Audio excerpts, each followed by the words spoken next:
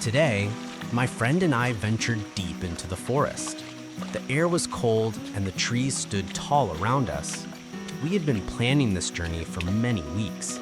Far beyond the familiar trails, everything felt untouched. The deeper we walked, the quieter the forest became. Even the birds seemed to avoid this place. We followed a narrow path covered with leaves and broken branches. The sunlight barely reached the ground. Tall mountains rose before us like stone giants. Hidden somewhere inside them was a secret few knew. A gold mine lay deep within those mountains. A mine no one had ever touched or explored.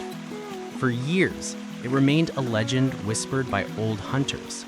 Some believed it was just a story, but we had seen signs that proved it was real. Old maps showed a stream flowing from the mountain.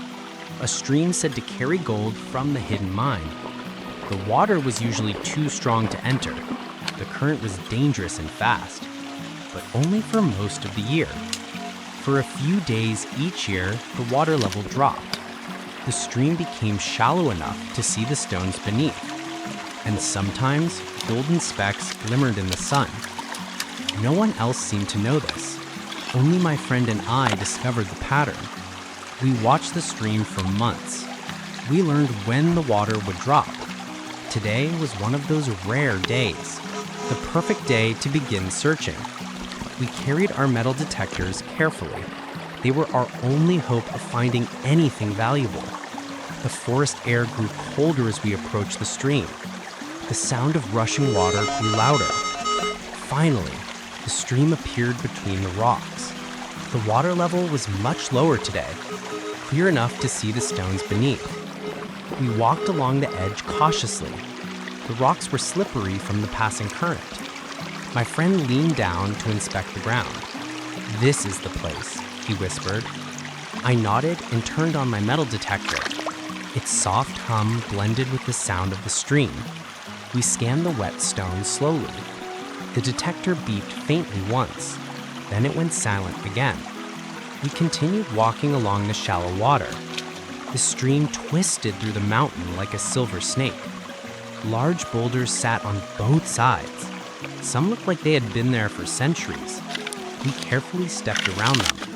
The detector beeped again, a little louder. My friend's eyes lit up, but we didn't stop yet. We needed stronger signals. The current splashed against our boots. Cold water soaked our pants. Still, we kept moving. The mountains around us felt ancient, as if they remembered secrets long forgotten. I swept the detector across the rocks again. Another beep echoed from the machine. This time deeper, stronger, more certain. We both stopped and stared at the stone beneath us. There was nothing visible. No gold shining through the sand, no coins trapped between the rocks. Just the promise of something hidden. We knelt down and inspected the spot carefully.